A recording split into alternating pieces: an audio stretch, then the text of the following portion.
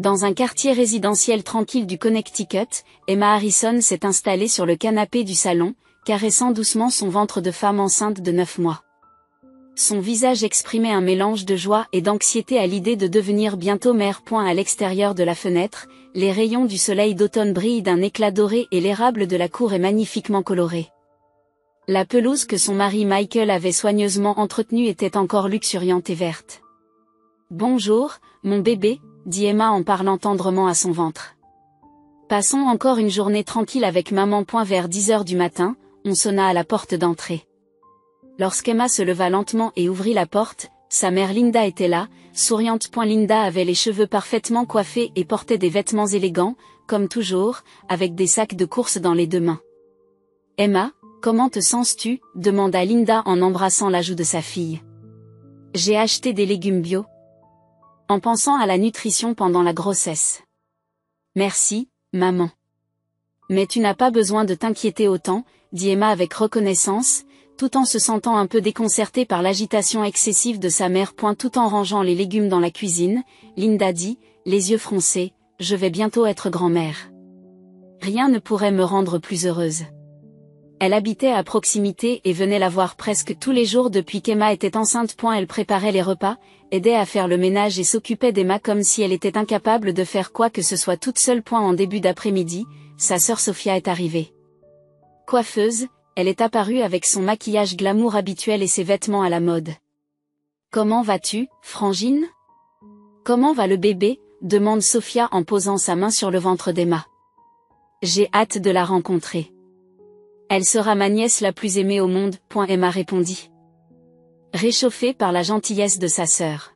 « Je pense que cette petite a aussi hâte de rencontrer tante Sophia. » Elles passèrent toutes les 3 l'après-midi à discuter de noms de bébés et à feuilleter des catalogues de fournitures pour bébés. Linda a partagé ses expériences en matière d'éducation des enfants et Sophia a parlé avec enthousiasme des dernières tendances en matière d'éducation des enfants. À première vue, il s'agissait d'une chaleureuse réunion de famille, mais Emma se sentait un peu mal à l'aise ces derniers temps. Son mari, Michael, travaillait comme chef de projet pour une société informatique. D'habitude, il rentre à la maison vers 6 heures du soir, mais depuis quelque temps, il rentre de plus en plus tard. Hier soir, il n'est rentré qu'après 22 heures, expliquant qu'il était occupé par un nouveau projet. Michael rentre tard, n'est-ce pas, Linda s'inquiète. Il vous laisse seul pendant votre grossesse. Il n'y a rien à faire. C'est une période importante pour lui. Emma a répondu en défendant son mari, même si, intérieurement, elle se sentait seule. Sophia afficha une expression un peu compliquée et murmura. Les hommes ont tendance à se réfugier dans le travail lorsque les responsabilités deviennent lourdes. Le soir, après que sa mère et sa sœur furent rentrées chez elle, Emma s'assit seule dans le salon. Ces derniers temps, elle avait perçu des changements subtils dans l'attitude de sa mère et de sa sœur. Elle n'arrivait plus à avoir des conversations naturelles comme avant, et il y avait une atmosphère un peu distante. En particulier, l'expression de Sophia s'assombrissait chaque fois que le nom de Michael était prononcé. Michael rentra à la maison à 9h30 du soir. Fatigué à l'entrée, il donna un léger baiser à Emma avant d'aller prendre une douche. Auparavant, il parlait au bébé dans son ventre ou s'inquiétait de l'état de santé d'Emma, mais ces derniers temps, ces moments s'étaient raréfiés. Allongée dans son lit, Emma regardait le plafond. Même s'il s'agissait d'une période importante avant l'accouchement, une ombre d'anxiété s'était abattue sur son cœur. Même si tous les membres de sa famille devaient l'aimer, elle commençait à se sentir éloignée. Le lendemain matin, Emma se réveilla avec une douleur abdominale sourde. En regardant l'horloge, elle constata qu'il était 5h30 du matin. Lorsqu'elle regarda à côté d'elle, le côté du lit de Michael était déjà vide. Une note avait été laissée sur la table de chevet. Réunion d'urgence, je pars tôt. Je ne serai pas de retour avant le soir. Prends soin de toi. Je t'aime, Michael. Emma se leva lentement et posa la main sur son ventre. La douleur n'était pas particulièrement forte, mais elle ressentait une lourdeur qu'elle n'avait jamais ressentie auparavant. Il reste encore 2 semaines avant la date prévue de l'accouchement, murmura-t-elle en se dirigeant vers la cuisine. A eu lieu d'un café, elle prépara une tisane et essaya de faire des toasts, mais elle se sentit soudain nauséeuse et perdit l'appétit. Vers 8h du matin, on sonna à nouveau à la porte. Lorsqu'Emma ouvrit la porte, sa mère Linda et sa sœur Sophia se tenaient ensemble. Elles étaient venues plus tôt que d'habitude. Bonjour, Emma, dit Linda en fronçant les sourcils à la vue du teint de sa fille. Tu n'as pas l'air bien. Tu vas bien? En fait, j'ai un léger mal de ventre depuis ce matin, répondit Emma avec honnêteté. Sophia s'approcha avec inquiétude. C'est grave. Aujourd'hui, nous sommes toutes les deux en congé, alors nous allons rester avec toi. Mais maman et Sophia doivent être très occupées, dit Emma en hésitant. Qu'est-ce que tu veux dire? Linda pose sa main sur l'épaule de sa fille. Nous sommes une famille, c'est naturel.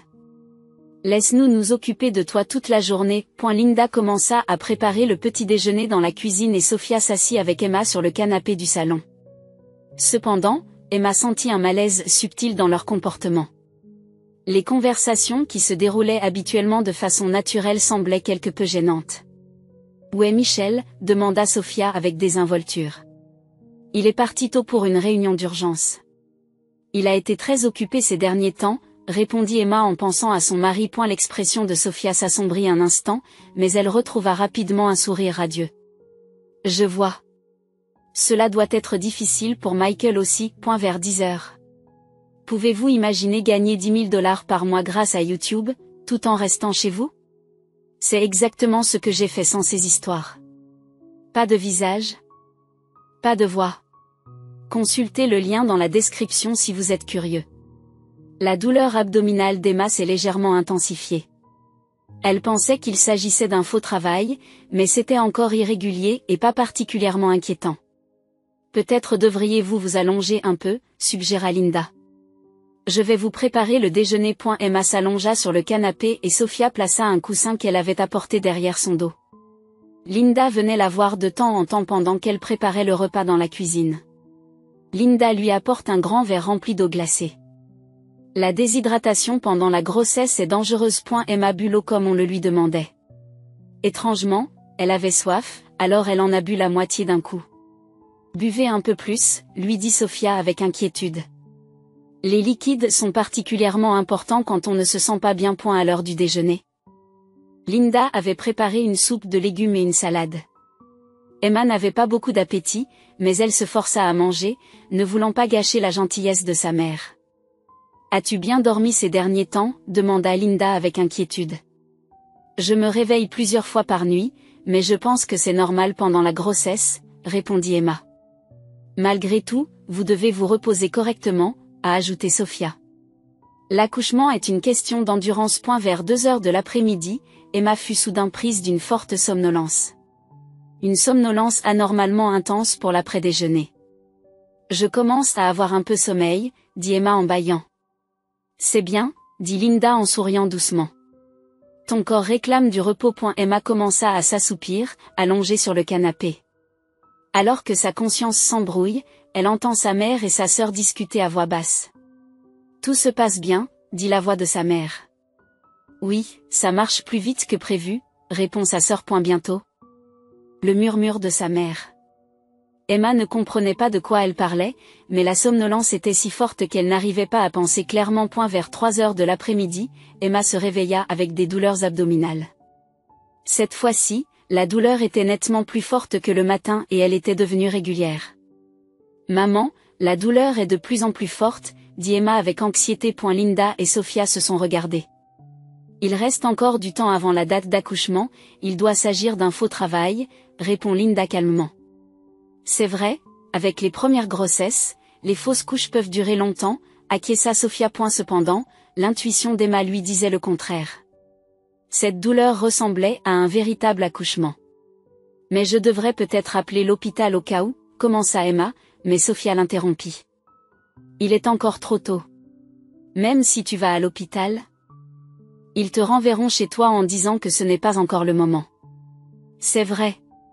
Attendons d'en savoir un peu plus, acquiesça Linda. Emma essaya de contacter Michael avec son téléphone portable, mais elle ne le trouva nulle part. Je me demande où j'ai mis mon téléphone, dit Emma en regardant autour d'elle. Il n'est pas branché sur le chargeur? Sophia répond avec désinvolture. Le plus important pour l'instant, c'est que tu te reposes. À 4 heures de l'après-midi, la douleur d'Emma s'était intensifiée et les intervalles s'étaient raccourcis. Le véritable travail avait commencé. Maman, je crois que c'est un vrai travail, supplia Emma, le visage déformé par la douleur. C'est bon, il est encore temps, dit Linda, toujours aussi calme. Mais la douleur est si forte, les yeux d'Emma se remplissent de larmes. Les premières naissances prennent du temps. C'était la même chose quand je t'ai eu, dit Linda en tenant la main de sa fille. Il suffit de supporter la douleur un peu plus longtemps. Sophia a apporté de l'eau glacée de la cuisine. Buvez cette eau et respirez profondément. Emma but l'eau comme on le lui avait demandé, mais cette fois-ci, elle se sentit nauséeuse. Son corps alternait entre le chaud et le froid, n'étant manifestement pas dans un état normal. Vers 5 heures, la vision d'Emma commença à se troubler de temps en temps. En plus des douleurs de l'accouchement, elle ressentait une fatigue croissante dans tout le corps. Quelque chose ne va pas, quelque chose ne va vraiment pas, dit Emma d'une voix tremblante. Sa mère et sa sœur se regardent l'une l'autre, comme pour confirmer quelque chose. Ce n'est pas grave, Emma, dit Linda d'une voix qui n'a plus sa chaleur d'antan. Ce sera bientôt fini. Qu'est-ce qui sera bientôt fini? Emma est confuse. Sophia regarda par la fenêtre et murmura, heureusement que Michael est en retard. Pour la première fois. Emma se rendit compte d'une possibilité terrifiante. L'attitude de sa mère et de sa sœur donnait l'impression qu'elles attendaient quelque chose. Cependant, sa conscience était floue et elle n'arrivait pas à penser clairement. Les douleurs de l'accouchement et une angoisse inexplicable avaient semé le chaos dans l'esprit d'Emma. Dehors, le soir approchait et de longues ombres tombaient sur la pièce. Vers 6 heures, Emma fut complètement réveillée par une douleur atroce. Cette douleur était incomparablement plus intense qu'auparavant, comme si son corps était déchiré de l'intérieur. Son ventre était devenu aussi dur que de la pierre et les vagues de douleur l'empêchaient de respirer. Emma s'écria involontairement, « Maman, aide-moi. Emmène-moi à l'hôpital. » Linda et Sophia regardèrent Emma avec un détachement froid, comme si elles assistaient à une pièce de théâtre. Leurs expressions inquiètes avaient complètement disparu, remplacées par une froide indifférence. « Tu dramatises, dit Linda en croisant les bras, l'air presque agacé. « Si vous vous reposez tranquillement, ça ira mieux. Tout le monde passe par là. » Emma n'arrivait pas à croire les paroles de sa mère. Il s'agissait clairement d'un accouchement complet et quelque chose n'était vraiment pas normal. Des douleurs aiguës lui traversèrent le bas-ventre et une douleur intense se propagea dans son dos. « Maman, ce n'est pas normal. Il y a quelque chose qui ne va pas, plaide Emma en pleurant. « S'il te plaît, appelle une ambulance. » Sophia laissa échapper un rire. Il était complètement différent de son sourire doux précédent, c'était un rire froid et moqueur. « Tu as vraiment besoin d'aller à l'hôpital, dit Sophia d'un ton léger, passant ses doigts dans ses cheveux comme si elle écoutait les plaintes d'une amie. Pourquoi ne pas accoucher toute seule? C'est ce que les femmes faisaient autrefois. Emma sentit son sang se glacer. Les yeux de sa sœur n'avaient plus rien de l'expression affectueuse d'avant, remplacée par un calcul froid. Sophia, que dis-tu, dit Emma d'une voix tremblante. Je suis ta sœur. Ta nièce est sur le point de naître. Ta nièce? Sophia rit à nouveau. Oh, c'est vrai. Mais la présence de cet enfant serait assez gênante. Emma ne comprenait pas le sens des paroles de sa sœur. Les douleurs de l'accouchement lui brouillaient les idées, mais elle était certaine que quelque chose de terrible était en train de se produire. Vers 18h30, les douleurs sont devenues encore plus intenses et Emma a remarqué que du sang s'infiltrait dans ses sous-vêtements. Il s'agissait manifestement d'un saignement anormal. Il y a du sang, dit Emma, dont le visage pâlit de peur. Maman, s'il te plaît. Je vais mourir. Le bébé aussi est en danger. Linda ne change pas d'expression, même lorsqu'elle voit le sang de sa fille. Tu t'inquiètes trop. L'accouchement, c'est comme ça. Mais il y a tellement de sang, plaide désespérément Emma. Tu ne sais pas parce que c'est ton premier enfant, dit froidement Linda. Cette quantité est normale. Tu n'es pas gênée de faire tant d'histoires. Emma tenta de se lever du canapé pour chercher son téléphone portable, mais une douleur intense et des vertiges la firent s'agenouiller sur le sol. Sa vision se brouille et des sueurs froides coulent sur son front. Téléphone, où est mon téléphone? Emma se mit à ramper pour chercher. Oh, je le garde pour toi. Sophia sortit le téléphone portable d'Emma de sa poche et le montra. La batterie était sur le point de s'éteindre. Emma tendit la main, mais Sophia tenait le téléphone en hauteur, sans qu'elle puisse l'atteindre. L'important, maintenant, c'est que tu te reposes, dit Sophia en souriant méchamment. Tu ne veux pas t'inquiéter, Michael, n'est-ce pas? Emma commença alors à comprendre le sens de la mention du nom de Michael. Le récent changement d'attitude de son mari. Ses arrivées tardives et le comportement anormal de sa mère et de sa sœur aujourd'hui. Tout commençait à s'imbriquer. Tu ne peux pas être méchante avec Michael. Chuchota Emma d'une voix tremblante. L'expression de Sophia changea un instant, mais elle reprit rapidement son sourire froid. Qu'est-ce que tu racontes? Vers 7 heures, les douleurs de l'accouchement d'Emma atteignirent leurs limites. Des vagues de douleurs s'abattaient sur elle sans discontinuer, l'empêchant de respirer. Les saignements s'intensifiaient et elle commençait à perdre conscience. Aidez-moi, s'effondra Emma sur le sol, murmurant d'une voix faible. Quelqu'un, aidez-moi. Personne ne vient, dit Linda en croisant les bras. La maison voisine est partie en vacances. Oui, cela a été plus rapide que prévu, répondit Sophia. Emma écoutait leur conversation tout en se sentant désespérée. Elle n'arrivait pas à croire que les membres de sa famille en qui elle avait le plus confiance l'avaient trahie et avaient mis sa vie en danger. Vers 8 heures, la conscience d'Emma devint intermittente. Même la douleur semblait s'estomper, et elle se demandait si c'était cela, mourir. Penser au bébé et à son ventre l'emplit de regrets. Je suis désolée, bébé, s'excusa Emma dans son cœur. Maman était faible et n'a pas pu te protéger. C'est alors qu'elle entendit des voix provenant de la maison voisine. Est-ce que tu vas bien? J'ai entendu des voix fortes. C'était la voix de Madame Johnson, qui habitait tout près. C'était une septuagénaire qui vivait seule et Emma échangeait souvent des salutations avec elle par-dessus la clôture du jardin. Les expressions de Linda et de Sophia se crispèrent un instant. Tout va bien, cria Linda en direction de la porte d'entrée. Emma fait juste un peu de bruit parce qu'elle est en train d'accoucher. Mais on aurait dit des cris, continua la voix inquiète de Madame Johnson. Emma utilise ses dernières forces pour essayer de crier, mais aucune voix ne sort. Cependant, elle réussit à faire du bruit en frappant le sol. Aidez-moi, cria Emma en son fort intérieur tout en frappant désespérément le sol. En entendant ce bruit, Madame Johnson appela bruyamment, Emma, tu vas bien? La vision d'Emma s'est complètement obscurcie et tous les sons se sont évanouis. La prochaine fois qu'Emma reprit conscience, elle se trouvait sur un lit d'hôpital, entourée d'un plafond blanc et d'une odeur de désinfectant. Les lumières fluorescentes étaient éblouissantes et elle n'a pas pu garder les yeux ouverts pendant un certain temps. Des cordons de surveillance étaient branchés sur tout son corps et un tube était inséré dans son bras. Emma, tu es réveillée? Dit une douce voix de femme. Lorsqu'Emma tourna lentement le visage, une infirmière d'âge moyen la regardait avec inquiétude. Où suis-je? Demanda Emma d'une voix rauque. À l'hôpital Sainte-Marie. Vous avez été amenée ici par une ambulance, l'infirmière vous a offert une tasse d'eau. Buvez lentement. Emma prit le gobelet d'une main tremblante tout en essayant de retrouver ses souvenirs. Les expressions froides de sa mère et de sa sœur, les douleurs intenses de l'accouchement et l'effondrement sur le sol. Elle voulait croire qu'il s'agissait d'un mauvais rêve, mais la douleur dans son corps lui disait que c'était bien réel. Emma regarda anxieusement son ventre. Il était encore légèrement gonflé, mais nettement plus petit. Elle va bien, dit l'infirmière avec un sourire rassurant. C'était un peu prématuré, mais c'est une petite fille en bonne santé. Elle est sous surveillance dans l'unité de soins intensifs néonatale. Emma verse des larmes de soulagement. Au moins, le bébé était sain et sauf. Cependant, elle ne comprenait toujours pas pourquoi cela s'était produit. À ce moment-là, on frappe à la porte de la chambre d'hôpital et un homme d'âge moyen en costume entre. Sa présence autoritaire lui fit immédiatement comprendre qu'il s'agissait d'un officier de police. Vous êtes Emma Harrison, n'est-ce pas?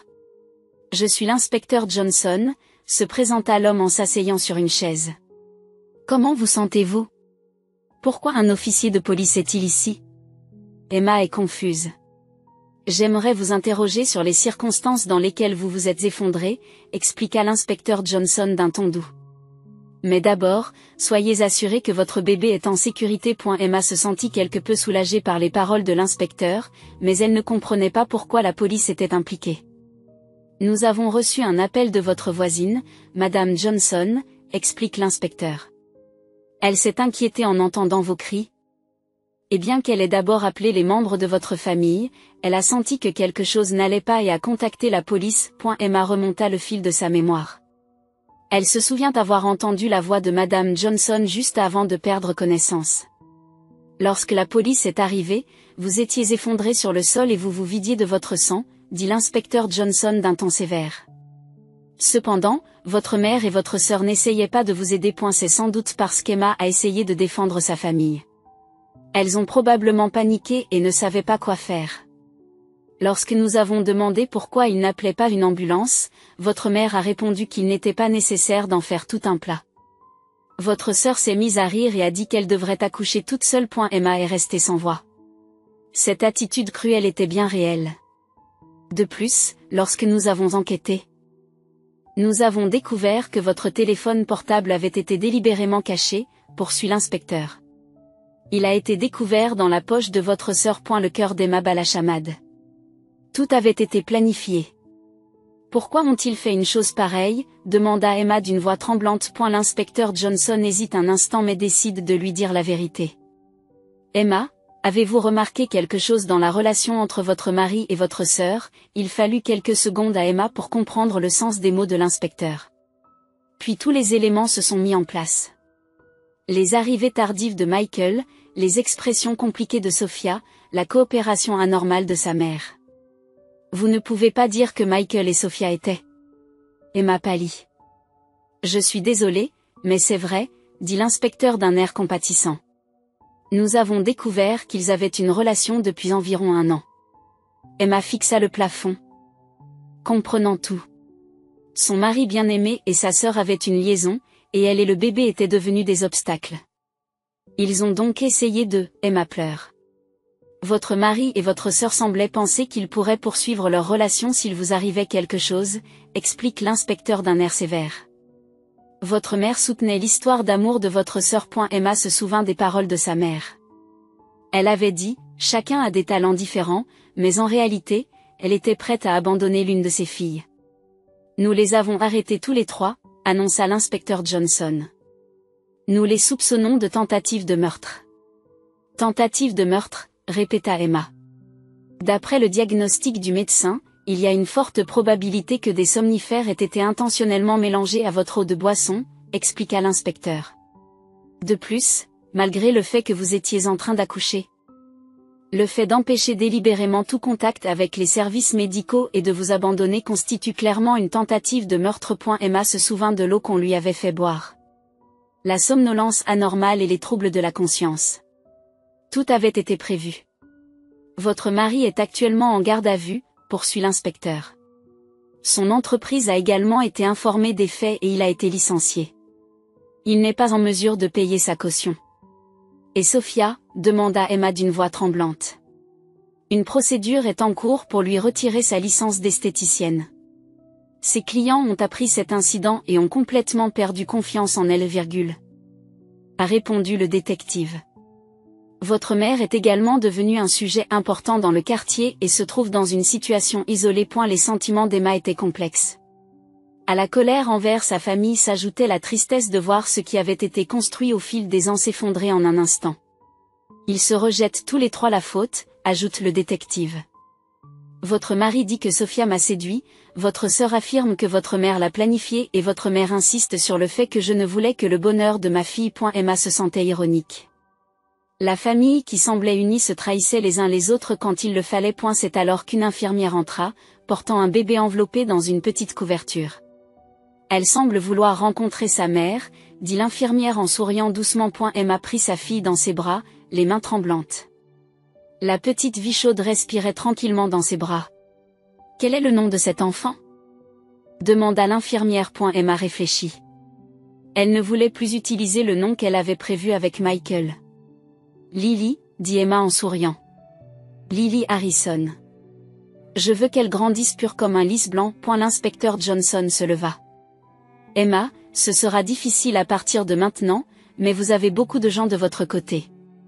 À commencer par votre voisine Madame Johnson, vos vrais amis vous soutiendront. Emma regarda sa fille et prit une décision. Cet enfant et moi allons commencer une nouvelle vie ensemble. C'est mieux ainsi, dit chaleureusement le détective. Les liens du sang ne suffisent pas à faire une famille. La vraie famille, ce sont les gens qui vous aident quand vous avez des problèmes. Emma prit la main de Lily. En effet, Au moment le plus crucial, ce ne sont pas les membres de sa famille qui l'ont aidé, mais la gentillesse d'une voisine. 6 mois se sont écoulés depuis. Dans le petit salon de l'appartement, baigné par la lumière chaude du printemps, Emma tenait sa fille Lily sur ses genoux tout en lisant un livre d'images. Lily avait grandi et regardait Emma avec des yeux bleus et clairs, riant parfois à gorge déployée. Le procès s'est terminé il y a 3 mois. Michael a été condamné à 5 ans de prison pour tentative de meurtre. Après avoir été licencié de la société informatique, il n'avait même pas pu payer sa caution et était resté en détention, mais après le verdict, il avait été transféré dans une prison d'État. Sophia a également été condamnée à 3 ans de prison pour complicité, et sa licence d'esthéticienne lui a été retirée définitivement. Linda a été condamnée à une peine avec sursis compte tenu de son âge, mais elle a complètement perdu sa réputation dans le quartier. Jusqu'à la fin, les 3 hommes ont continué à se rejeter la faute les uns sur les autres. À eu tribunal, Michael a déclaré « J'aimais ma femme, mais Sophia m'a séduit ». Sophia a plaidé en pleurant « C'est maman qui a fait le plan, virgule ». Et Linda a répété « Je ne voulais que le bonheur de ma fille ». Cependant, les preuves étaient claires et il ne faisait aucun doute qu'il s'agissait d'un crime planifié. Emma avait terminé la procédure de divorce et reçu la moitié des biens partagés avec Michael. Sur les conseils de son avocat, elle avait également vendu la maison et déménagé dans un petit appartement. Il se trouvait dans un quartier résidentiel calme, et sa voisine, Madame Johnson, habitait à proximité. « Emma, Lily a l'air d'être de bonne humeur aujourd'hui », dit Madame Johnson par la fenêtre. « Oui, Dieu merci », répondit Emma en souriant. Madame Johnson était la bienfaitrice qui avait sauvé la vie d'Emma cette nuit-là. Depuis, elle s'occupait de Lily comme une vraie grand-mère. Même si elle n'était pas liée par le sang, leur lien affectif était bien plus profond. Emma étudie actuellement pour devenir infirmière diplômée à l'université locale. Pendant la journée, elle laissait Lily à la garderie et le soir, elle se consacrait à ses études. Les journées étaient dures, mais le fait d'avoir un objectif rendait chaque jour gratifiant. « Tu sais, Lily, » dit Emma à sa fille, « maman va devenir forte. Pour te protéger et pour aider les gens qui sont dans la même situation qu'elle. » Son expérience à l'hôpital a donné à Emma une nouvelle orientation dans la VIE. Et la chaleur des infirmières et des médecins à l'époque, et le fait de ressentir à nouveau le caractère précieux de la vie, lui ont donné envie de travailler dans le domaine médical. Lily avait maintenant 6 mois et avait appris à se retourner, se déplaçant activement. Lorsqu'elle voyait le visage d'Emma, elle souriait toujours et avait commencé à émettre des sons semblables au mot « mama ». Emma pense parfois à son ancienne famille. Cependant, plutôt que de la colère ou du ressentiment, elle ressentait de la pitié. Ce qu'elle avait pris pour de l'amour était en fait faux. Et le véritable amour existait ailleurs que dans les liens du sang. Le soir, alors qu'Emma étudiait, on frappa à la porte. Lorsqu'elle l'ouvrit, d'autres mères de la même garderie se tenaient là. « Emma, nous organisons un pique-nique ce week-end. Veux-tu venir avec nous ? Lily pourra aussi jouer avec les autres enfants. » Emma sentit une chaleur dans son cœur. Ces gens étaient la nouvelle famille d'Emma. Des personnes liées par de véritables liens, s'entraidant et partageant les soucis liés à l'éducation des enfants. Ce soir-là, alors qu'elle mettait Lily au lit, Emma murmura doucement, « Lily, maman est vraiment heureuse maintenant. Parce que tu es ici avec moi, et parce qu'il y a des gens qui nous soutiennent. » Lily affichait un visage paisible et endormi. Emma ouvrit son manuel d'infirmière tout en réfléchissant. La trahison passée avait certainement laissé de profondes blessures, mais cette expérience l'avait rendue plus forte. Et surtout, elle lui avait appris ce qui était vraiment important. Et la famille n'est pas déterminée par les liens du sang. Ce sont les gens qui vous tendent la main quand vous êtes en difficulté, qui partagent la joie avec vous et qui s'aiment inconditionnellement. Emma embrassa doucement le front de Lily et murmura « Bonne nuit, mon trésor. » Demain serait un autre jour de leur nouvelle vie ensemble. Des journées chaudes et pleines d'espoir.